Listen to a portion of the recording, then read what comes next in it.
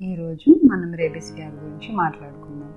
Rabies పేషెంట్కి ఒక్కసారి కానీ వ్యాధి లక్షణాలు మొదలైతే ఎవరు కాపాడలేరు. సో కరెక్ట్ టైంకి కరెక్ట్ వ్యాక్సిన్స్, కరెక్ట్ ట్రీట్మెంట్ తీసుకుంటే రేబీస్ రాదు.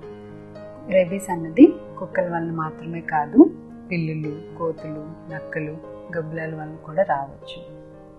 ఎలుకలు, కుందేల వల్ల అయితే రాదు.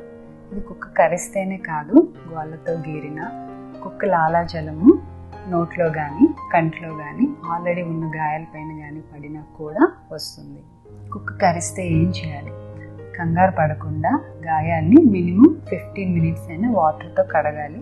సోప్ కానీ బెటాడిన్ సొల్యూషన్ కానీ ఉంటే ఉపయోగించవచ్చు. టీ పొడి, పసుపు లాంటివి వాడకూడదు. వెంటనే హాస్పిటల్కి వెళ్ళాలి. గాయాల తీవ్రతను బట్టి, కరిచిన కుక్క హెల్త్ కండిషన్ బట్టి వ్యాక్సిన్స్ మరియు అవసరమైతే యాంటీ రేబీస్ ఇమ్యూనోగ్లోబులిన్స్ డాక్టర్ సలహా మేరకు అదే రోజు మొదలు పెట్టాలి. రేబీస్ వ్యాక్సిన్ అంటే ఒకప్పుడులా బొడ్డు చుట్టూ 14 ఇంజెక్షన్స్ కాదు, 2 నుంచి 5 డోసులు దండకి ఇస్తారు. కరిచిన కుక్క ఆరోగ్య పరిస్థితిని మినిమం 10 రోజులైనా గమనించాలి. రేబీస్ వ్యాధిలో హైడ్రోఫోబియా ఎందుకు వస్తుంది? హైడ్రోఫోబియా అంటే నీళ్ళని చూసి భయపడటం.